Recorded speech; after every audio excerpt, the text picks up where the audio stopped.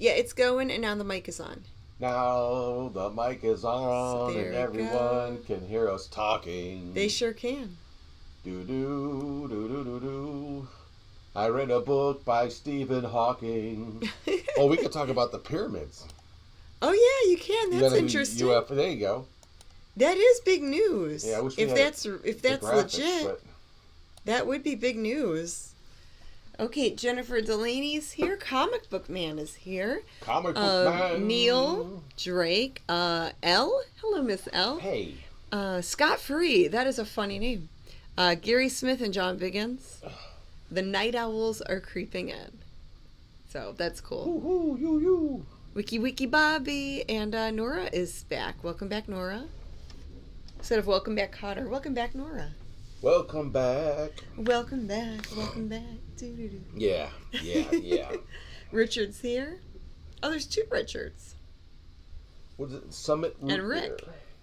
I like that to And point out that Brian. it's non-alcoholic. It's like, okay, is there that much root beer out there that's alcoholic that they have to point out? There is that one popular brand. Not your father's root beer. Yeah, Or not your grandfather's root beer. Not your father's root beer. That one is darn good.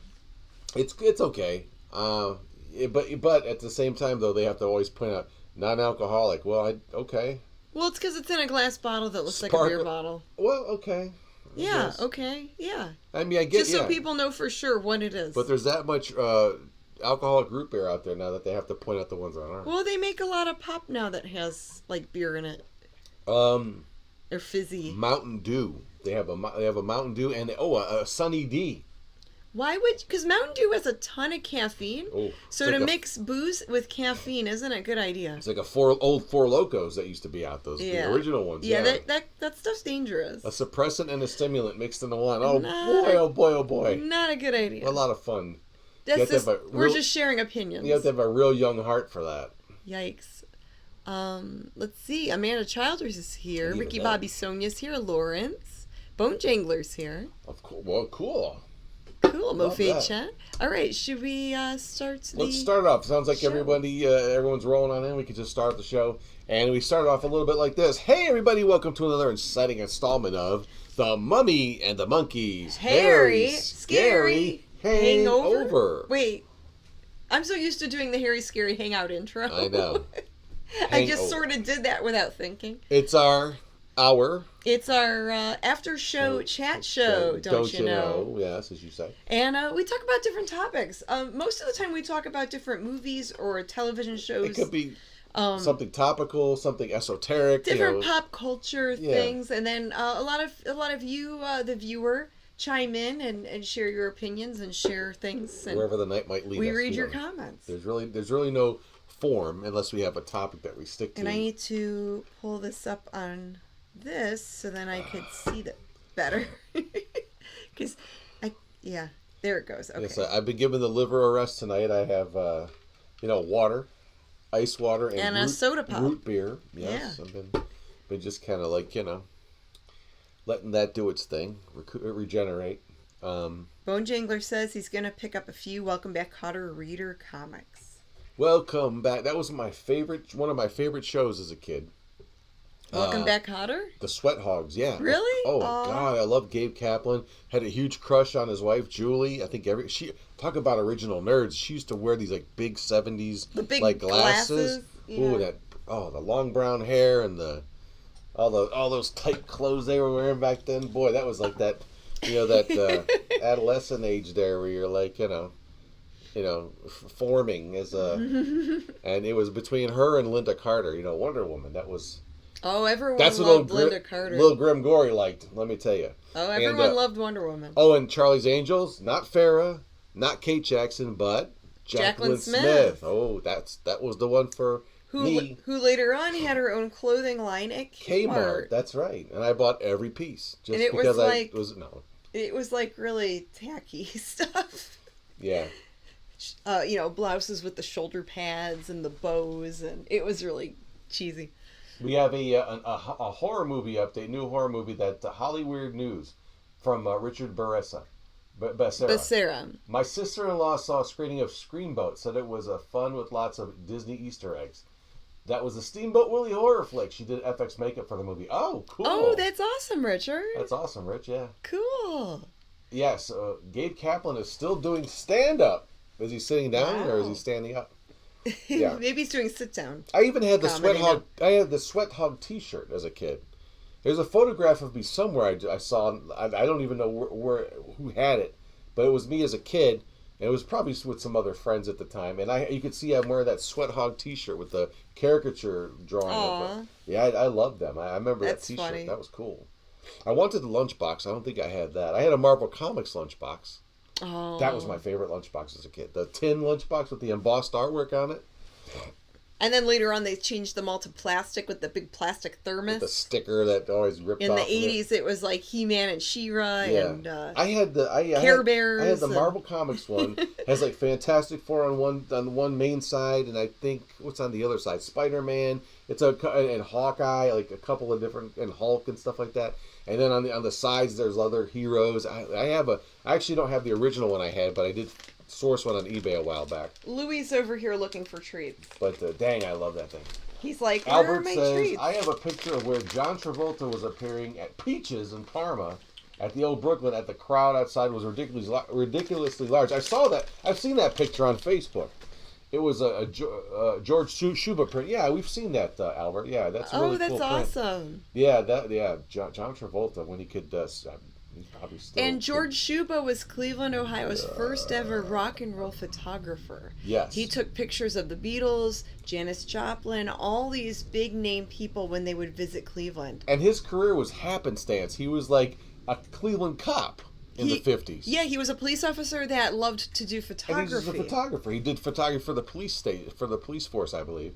Or if it was just a hobby, I forget. It doesn't even matter. He was in the photography. Later on, he became a professional photographer. And it just happened, this was before they had paparazzi and stuff like that. We've interviewed him before. Yeah. For some videos. Yeah. And it's kind of neat because he just, they were like, I guess the newspapers were like, hey, could you take photographs, George? You mind going down to the stadium? There's some group called the Beatles going to be there. We never heard these some punks with long, weird hair. And boom, his career just kind of shot up from there. He was Cleveland's premier rock and roll photographer. Nora Wallace, thank you for the super chat. She says it's for the Crypt Kitty treat fun. And Louis over here off camera crunching on treats. Cool. I moved some things over so he's got some more room. He was kind of like right up on the macabre mirror here. George Schuba, when they asked him if he wanted to shoot the Beatles, he thought they were going to take pictures of actual bugs. He didn't know, like some nature. He didn't know who the Beatles were at first. Well, a lot of people didn't, but they do now. Now they're evergreen and people just love them. We just watched a little of that Ringo Starr the special that they had. I guess he got a country music album out. And they did a whole bunch of Beatles covers and some country music stuff he wrote. Yeah, one of the local channels it was a network thing, yeah. Yeah. So it was interesting, and Ringo's still doing his thingo. But good for him. It was different to hear some of his songs as country songs. They did some different country covers, but then he had a bunch of originals and stuff like that. It was cool. That's right. I was thinking about maybe doing a rap album next. Oh, gosh. I want to sing about... What about punk rock? Dirty stuff. Scooby-Doo lunchbox, says Scott. So you get a Scooby-Doo lunchbox? I think do you remember your first lunchbox? I think I didn't remember mine. It was so long ago when you're like, ancient. You don't always remember. It wasn't like a King I think Ramses. Mine might have been made out of papyrus or something. Or limestone. Yeah, it was really heavy. It was heavy to tote around. Had a bunch of stuff like Ramses, the whatever. No, I think it was just woven like a basket or something. Oh, could have been that. Reeds from the Nile. Yeah. Mine was a lot of people had this back, and it was just the tin lunchbox, but it was red plaid. Red plaid? Oh. Yeah, it was just a real like what they call a tartan, or tartan has more of a thing. It's just a regular like red, black, and white plaid lunchbox. They were pretty common back in the day. I've seen those around when we would go out thrifting. But then I think it was in when I was in kindergarten, I got that Marvel Comics one. Oh, I loved it. It was I would stare at that thing and then wanted to draw like that. I just loved it. I loved. Anyway. I have a Lost in Space lunchbox, says Amanda. Ooh. Now, one of the coolest lunchboxes I ever had my hands on, and I didn't care about it, I just wanted to sell it, was remember the Munsters lunchbox? Oh, yeah. Well, you kept it for a little bit, and then it was cool. And because I used to love the Munsters as a kid. I never had that. I sourced a thermos because it didn't have a thermos, so I sourced a thermos on eBay and put them together for like $1,200. And I sold it. Yeah, those are so super rare. It was great. They're probably worth more now. But what doesn't do me any good is, if it's that valuable, just staring at it, Well, and the whole idea was to enjoy make money. it for a little while, then sell it later. We bought a bunch of stuff from a friend of mine, and that was part of the deal. We spent a good amount of money, so I needed to make that money back. Mm-hmm. Okay, Albert says, I know somebody who had the Monkey Mobile. You know the model? Oh, yeah. Man says he had a G.I. Joe lunchbox. Peter Tork, one of the monkeys. Yeah. Oh, that's cool. My first was Mask. Oh, I remember that. That was probably worth a few bucks. Yeah. And I remember UFO TV show, says Victor. Oh, the TV show UFO. Yes, there's a TV show called UFO. Oh, so he had a lunchbox of that? Yeah, I'd love to see that. I didn't know they made a lunchbox of that. It's a British like a series. It was a TV show. Didn't watch it that much as a kid. I was familiar with it, but that's something I think it's kind of psychological more than anything. I don't think I've seen. But I'd love to see it. You could definitely probably watch it on some streaming service. Richard says $6 million, not $6, $6 million man. God, the dollar store version would be the $6 man. Yeah, Big Chuck and Little John had a skit like that. The $6 man. $6 million man was my first lunchbox, and I go back to the glass-lined thermos. Yes. Wow. And they could break. It's a silver glass. It was like a silver. Like silvery with the glass. Yeah, you have to be careful with those. It was glass, but it had silver, whatever, and painted on the reverse side. Joseph says, I had a Bonanza metal lunchbox in 3rd grade. Oh, wow. Yeah, someone who said that they made a lunchbox for just about everything.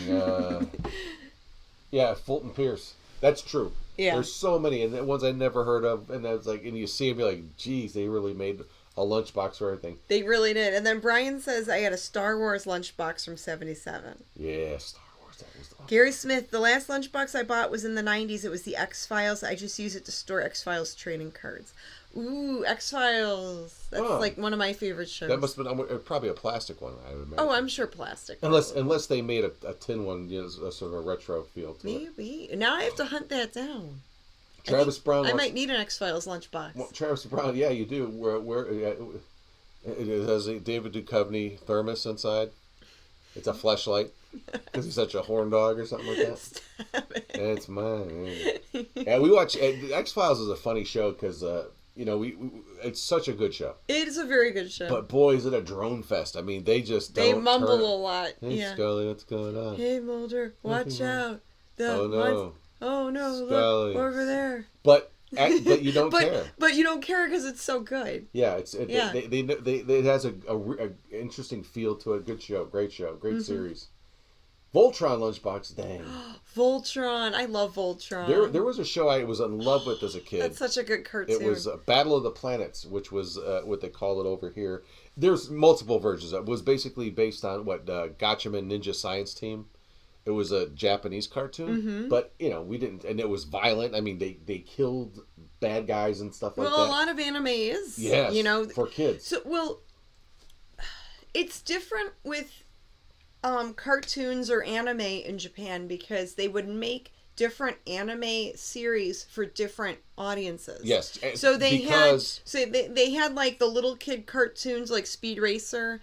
Kimbo the White Lion, stuff like that for a small, like Astro Boy for the younger audience. Thanks, J-Mac, for the super chat. Thank you, J-Mac. Nice. And then there's like Vampire Hunter D for like the adults. And and to go back to rewind, and I know you said this in a way, it's only because animation in Japan is taken as a serious art form. Like they have movies, dramas that are just all animated. There's no monsters, aliens, sci-fi. Yeah. And then there's some that are just dramas.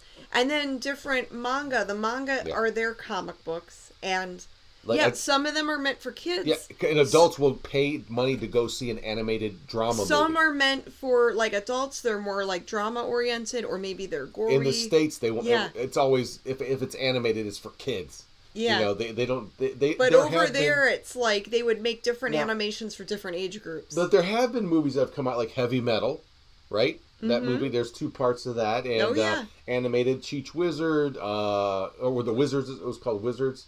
There's been some adult animation. Fire and Ice. Fire and Ice. Was The Hobbit was for all ages. Bluth? Who animated that? That might have been Bluth. Yeah, Fire and Ice. Don Bluth was cool. But the Heavy Metal. And Fire and Ice is a cool movie. Yeah, Hobbit was all ages. Rotoscoped, cool stuff. Yeah, it was more like the fantasy art. You know, the fantasy type of stuff. And then the Scanner Quietly, that newer one with Keanu Reeves. Or was it Scanner Darkly? Scanner Darkly, whatever it was called. Yeah, I never. Title. Yeah. It's good. People didn't like. Well, I never watched it, but really I heard mixed reviews about it when it came out, and I was sort of like, I don't know. They didn't animate it with AI, obviously, like they didn't have that back then. But they digitally redrew. They actually filmed it, and then the artists went back and on a computer digitally like rotoscope redrew everything. You know, with vector artwork and stuff like that, and they that's tedious. They animated over just like rotoscope. Oh, we'll have to check it out one day. I think I might have it laying around here somewhere. Let's see. Fritz the Cat, says Joseph Lawrence. Yeah, very adult. And let's see. Wizards is so amazing, says VHS Mikey. I think I have a VHS copy of that. And Lois says Eighth Man was my favorite of the Japanese cartoons as a kid. He was disguised as a human and would refuel by pretending to smoke a cigarette. Wouldn't go too well now. Yeah, I mean, there's a lot of stuff like that. But pills and taking something to turn you. But back to Bad Little Planets, that was my favorite. There's a Lunchbox for that, but it's really expensive and hard to find. But that was my show. That was my jam back in the day, was Battle of the Planets. Now that we're talking about animations, one that it's a kid's one, sort of. It was never officially completed, but there is a sort of completed version out somewhere. I think it's called The Thief and the Cobbler. Oh God, don't we have that? It's kind of like, you know, the fairy tale stuff. That's a Bluethy kind one. Is that a Bluethy one or no? Is that, I don't remember who animated that. You pulled it up online. But it's very well animated. It just was never completed. So they kind of put some scenes in where you know, it might be like drawn in pencil still. Yeah, look that one up on. There's a lot of stuff on YouTube. The Thief and the Cobbler. It's really cool. Yeah, you turned me on to that. I had no idea about that. It's just the animation's so smooth and the artwork's really neat. Arabian Nights. Kind of like an Arabian Nights type of thing. Yeah, or Arabian Nights. Was that the alternate title for it? I don't know about that. I know that movie came out, right? That's a. But it's a Middle Eastern like fantasy, you know, fairy tale story. But it's cool. Do you got who's this? Oh, Jennifer Delaney wants to know if we like Snow White and the Seven Dwarfs. The original movie is great. You know, we haven't seen the new Snow White live action, but and the Seven Dwarfs is amazing. Yeah, I mean it's mesmerizing still. With that, again, that was rotoscoped. That's a technique, an animation technique, where they literally film the actors moving, and then the animators use that film and they draw over it. They just literally the animation's draw over the so actors. Smooth and the artwork is so pretty. It has that movement, that really nice realistic movement. But of course, I mean, every child is like mesmerized by old Disney movies. I mean, the animation is just was very groundbreaking for the time. Yeah, it was just made so well. Yeah, they did so much cool stuff. The new Snow White, I think she looks cute. I don't really, if it has like a lot of musical stuff. Oh, it's got a lot of CGI. That you don't like. Well, yeah, I don't really like a lot of CGI. All the dwarves are CGI. I'm sure they probably are. Because, you know, I have real actors. I just don't understand why they just don't, like, restore some of these old movies and just re-release them. I mean, that's what people remember. Why remake everything? Especially into live action. I'm okay with a live action version. I just like more practical effects. I want karate in it. But gore. I think the actress, you know, I think she makes a fine Snow White. That's not... Yeah, I just... I'm sure kids will love it, you know? It's just... to me, it's a different thing. Like, if you have an animated and you make a live-action version, that's kind of... To me, that's different than, like, rebooting a classic like Ghostbusters. Like, why would you touch that? Why not continue it? And we already had this conversation, but... Yeah, they love to do remakes and retellings and reboots. Reboots. Yeah. Yeah, this huge popular movie wasn't good. We have to redo it. Why? It makes no sense. Well, I'm okay. A live action version, I guess, is fine. But that's different. They should re-release the original animations too. Like put those in theaters again. Well, that is a good idea. That's what Michael Eisner did back in the 80s when he took over for Snow Disney. White was re-released in the theater in the 80s. We said we have all these classics. Why aren't we doing anything with them? They're old movies. It's like, no, you idiots. It's like all of the money you're making is off merch based on these. So they released everything on home video and made a ton of cash. But okay, Bone Jangler says, how about a Mummy and the Monkey Colorforms set? Well, ooh, that would be fun. How do we make that?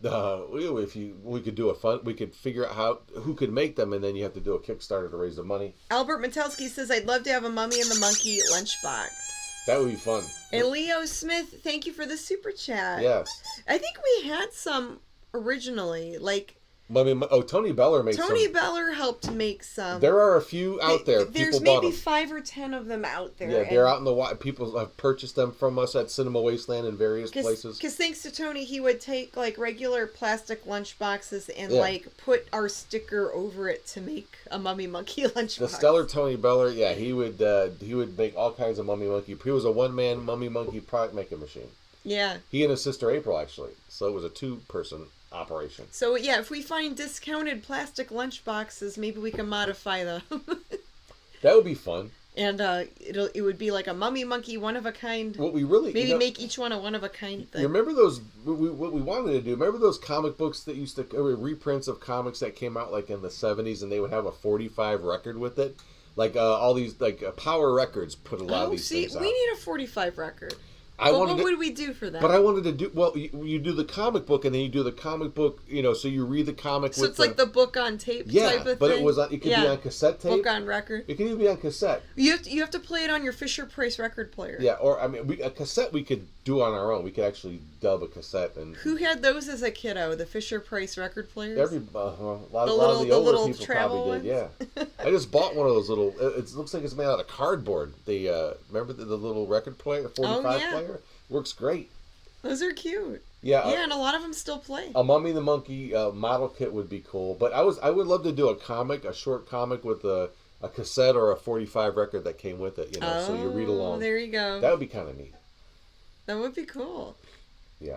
Colorforms was one of my favorite things, too, as a kid. We had... a whole record of fart sounds, says Jay.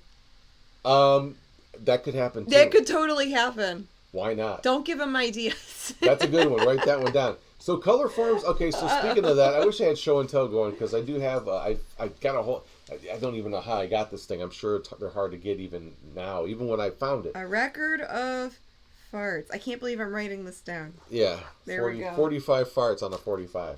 Oh, there you go. That's not enough. There'd be more than that. It'd be jam packed. A grim original. Well, I had another idea that had to do with farts that would be really funny. We just haven't done it for our YouTube channel yet. But anyway, going back to Colorforms, there was one that I was obsessed with as a kid, and my brother actually picked it up at a Burroughs. Remember those stores? No. That sold. Burroughs was a chain store that sold like paper and ink and writing implements and like stationery, hobby craft stationery stuff, crafting stuff. But I specifically remember kind of like a Packetans type of thing, but not fabric. I don't think it was more writing and and sketchbooks. And now a lot of those craft stores are gone. It was like a stationery supply store, Burroughs. But I remember for some reason they had some other merch in there too. But they had Colorforms aliens were really neat toys that came out in the 60s. When all the space stuff, it was during the whole height of the Major Matt Mason and the moon landing and all that stuff. Oh, cool. Colorforms put out their own line of alien toys. And these things, boy, they're worth thousands of dollars if you can find them. Oh. Even out of the package. In the package, if they're rare, there was a set of going for like $30,000 a few years ago on eBay. Yeah, they're no joke. You could sell those and buy yourself a car. Look up Colorform aliens if you're not familiar with them. But if anyone that is, you know what I'm talking about. They're really cool monsters, too. The current year is here. Oh, current year? What's up? The current year records and tapes. Burroughs was a great bookstore and stationery. Yeah, they remember. Yeah, bookstore was as well. See, I remember Hollow's Paper Craft. Yeah. I think they're still around in Brunswick. Brunswick, Ohio. But this is before I knew what the Colorforms aliens were at all, because they were a 60s thing. I was 70s denizen. But a child of the 70s. But they put out a Colorforms alien Colorform set. Wow. And my brother got it. Remember, we played with it and everything, and it got all tore up.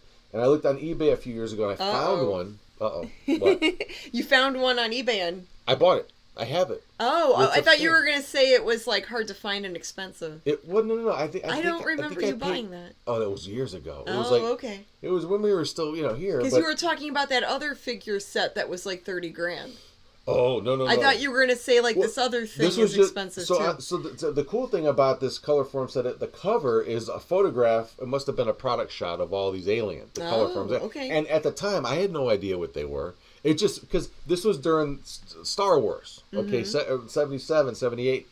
Everybody, so what the Colorforms did, obviously, let's just take some of this artwork from our product of aliens from 10 years ago, whenever they put out Colorforms, and let's just rehash it. And no one knows what it is anymore. Let's just put out a Colorform set based on, it wasn't like the toys were out at the time. You that was 10 years before. But I just loved because it was a photograph and all the detail, and they had like little plastic helmets and stuff like that. So we just bought it based on the cool packaging. We had no idea what the Colorforms alien, the bend. And the cool thing about the Colorforms alien toys, they were bendies. They had the wire on the arms and legs. But I'm listening. I'm just feeding Louie a few more treats. That's okay. It's distracting and not professional. But go ahead. No, okay. That's fine. I can do this. But he was on the camera briefly. Feed the cat. Yes, he's crunching away. He loves his treats. Which flavor are these? I don't know. Seafood medley. Ooh, delicious. Crunchy Brought to you outside, by... creamy center.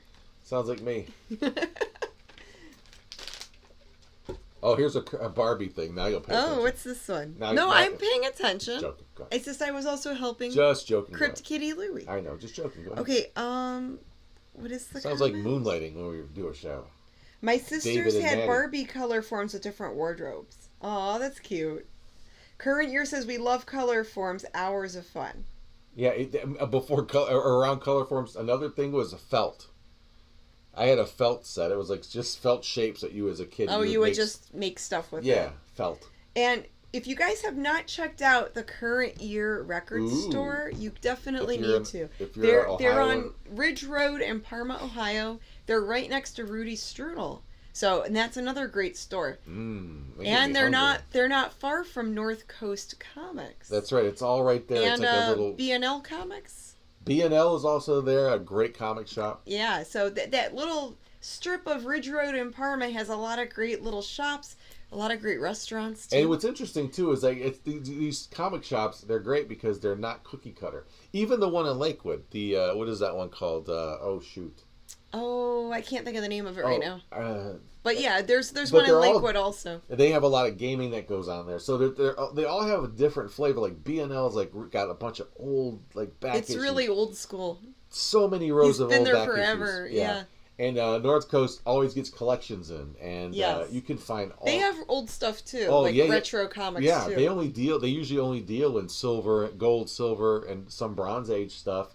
They have a lot of, they get what they get, and they just, blow it out, which is great. Yeah. And then they have some really good reserve stuff too, But I love it, and I can go to each one and get something different, from the other and this one and that one. It just, so there's not like, well, I just need this one, No, it's great to look to see what each place has. Yeah. Okay. There's let's see. Punchki were hard to find in New Orleans, says Scott. It's not an everywhere thing. Had to stick to king cake. Yeah. It's not always. It's not an everywhere thing. No, some of the stuff is local. Like City Chicken. You go to some places, they don't know what you're talking about. Which is basically pork on a stick, right? But that's like a tri-stick. I mean, it's everywhere, I think, but it's not everywhere, Ricky says in the 80s I got a ceramic toys of monster heads to make about 5 heads with plaster, and you painted them. Yeah, those are kits. They had so many crazy monster kits back in the day. I don't know what we're gonna talk. What were we gonna talk about? We were excited about in the beginning. Something came up. We're like, hey, we could talk about that. Oh, I don't even remember now. Does anybody remember what we were talking about in the beginning of the show that we thought would be a good topic? I don't. Oh, well, I did have some notes, but we ended up not doing that at all. And I didn't get to research it as much as I wanted to. I don't know if we mentioned. Things that were considered cute, funny, or whimsical back in the day, but they're creepy now. So it's like an example would be like clowns, puppets.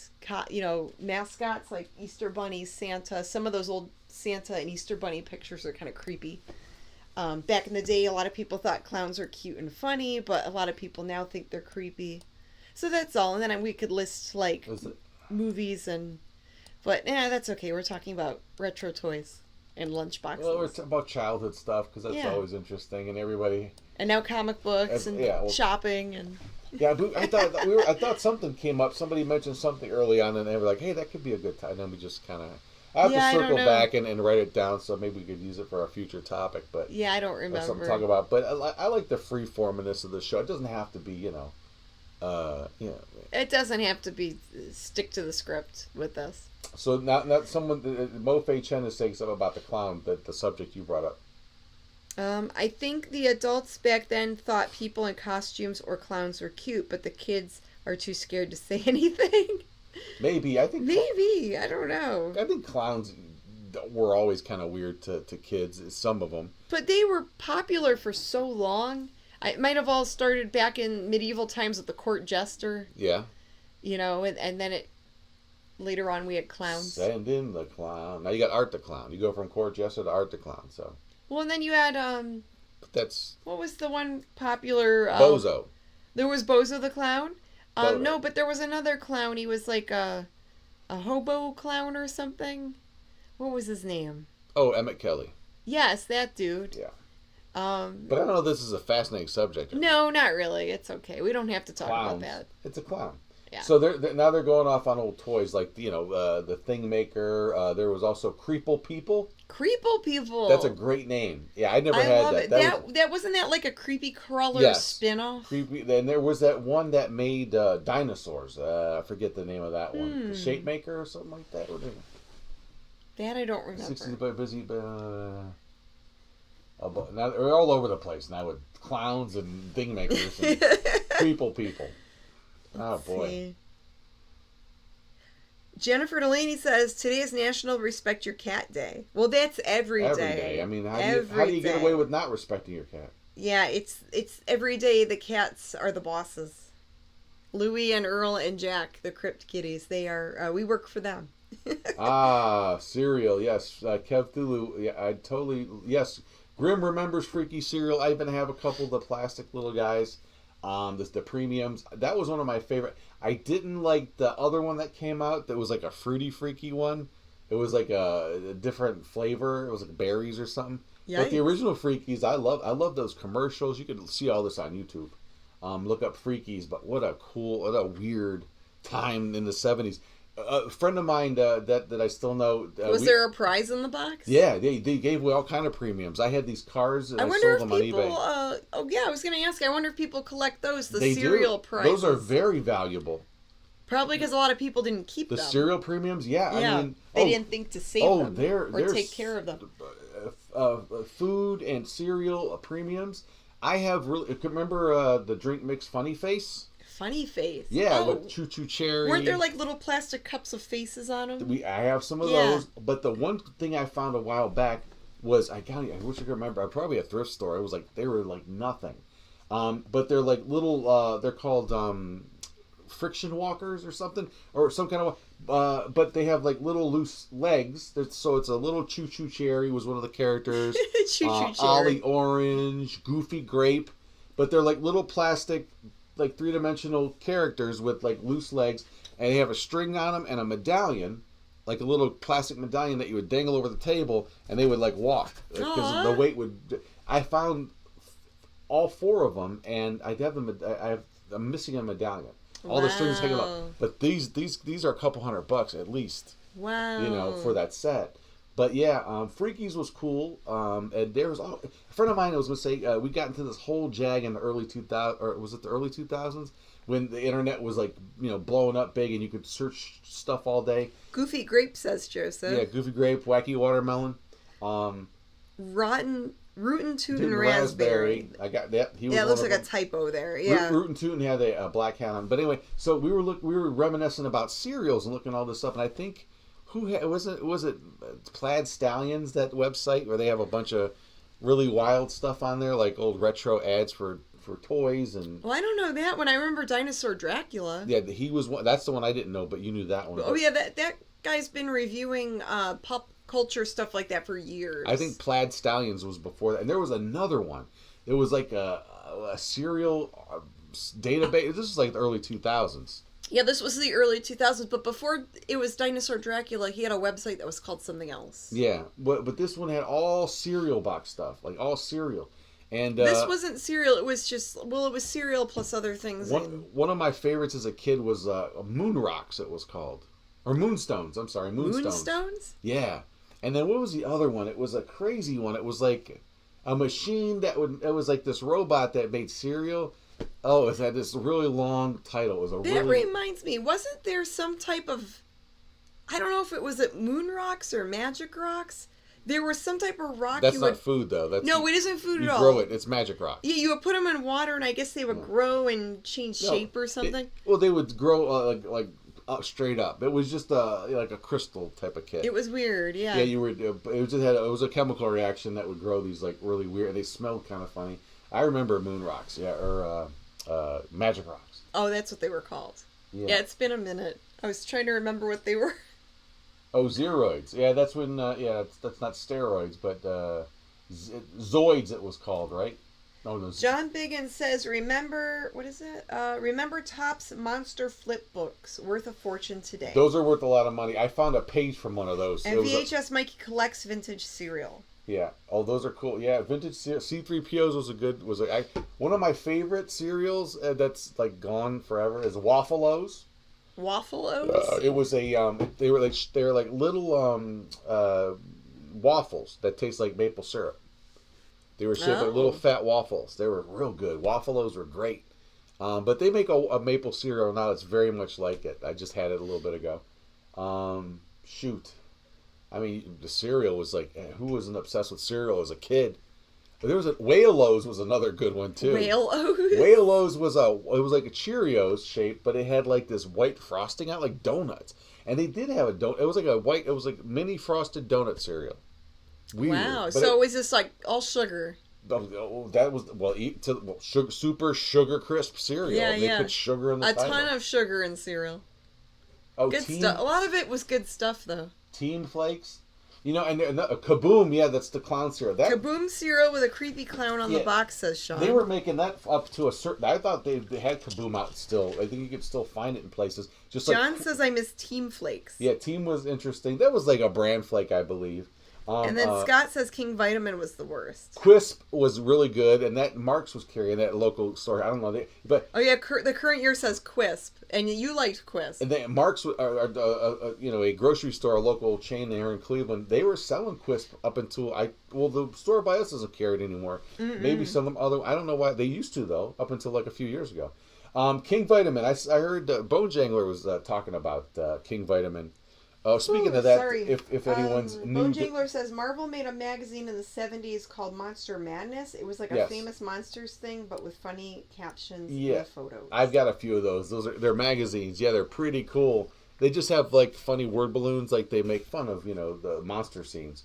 But speaking of Bone Jangler, we are going to do he's got his show tomorrow night at 8 p.m. over on themonsterchannel.com. I teamed up with them for a few segments to... put some grim gory drops and stuff and sound effects in one segment, and then team up with him on another segment where we both kind of riff on a segment of the movie, The Slime People. So check that out tomorrow. It is a collab show. That's right. Bones had a good idea, and hopefully I did my best. We'll see you tomorrow night on the Monster Channel, 8 p.m. Tune in.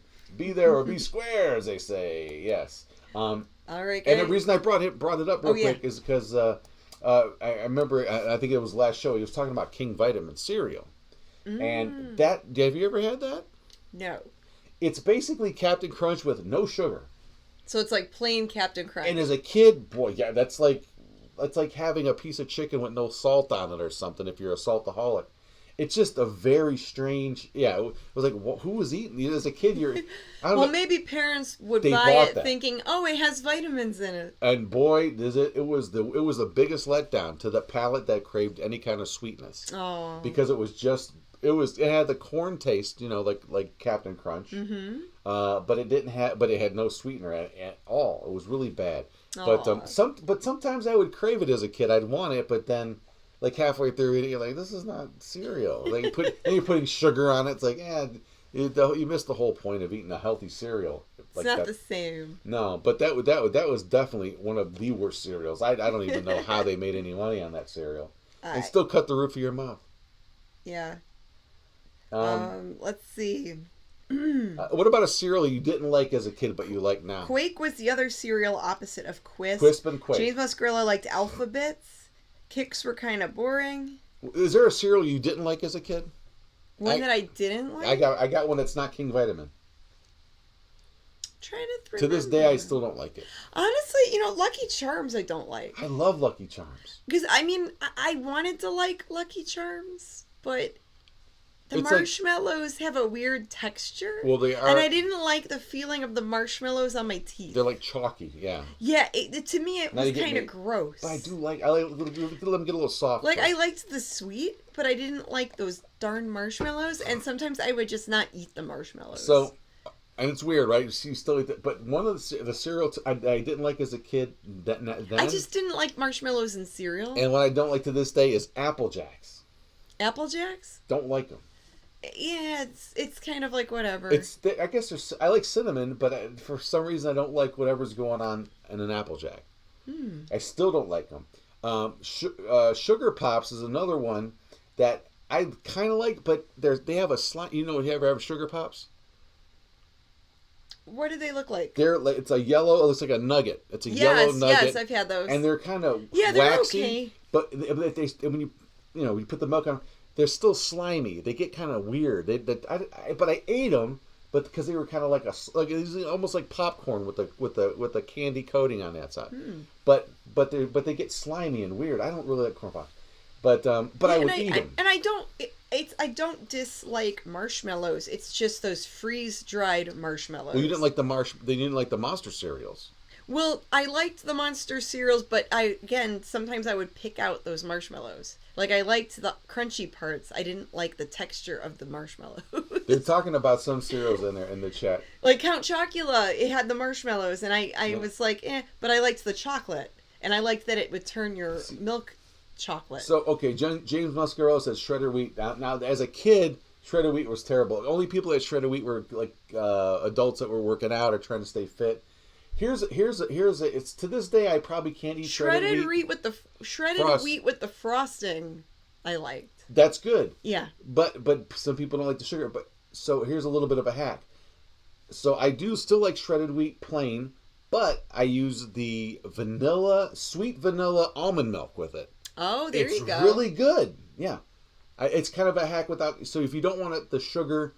That kind of it's probably the almond milk's probably bad too, the sweetened one. But Sean says honeycombs were okay till they got soggy. Yes. Corn pops were kind of weird. Yeah, they were soggy like styrofoam. Yeah, they had that was the texture of when you bit into them. I like the taste of it, but it was kind of like a love-hate thing.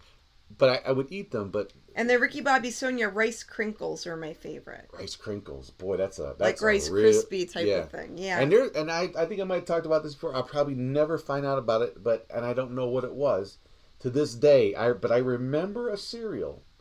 It was a one box, and it was split down the middle, and it had 2 different packs of cereal in it. But it was Pet Your Louie.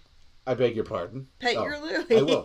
But he's looking at you like I want pets. And I don't think it was like Cornflakes brand and Rice Krispies brand I think it was, gosh, obviously, we had this a few times as a kid.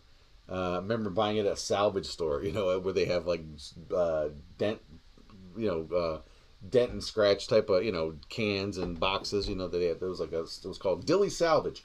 and they had like a bunch of like stuff that was gonna go bad soon. Yeah, or the boxes were beat up, Yeah. or whatever, but they were still good. But man, I'd never seen it in a store. I don't remember, but at the salvage store they had it.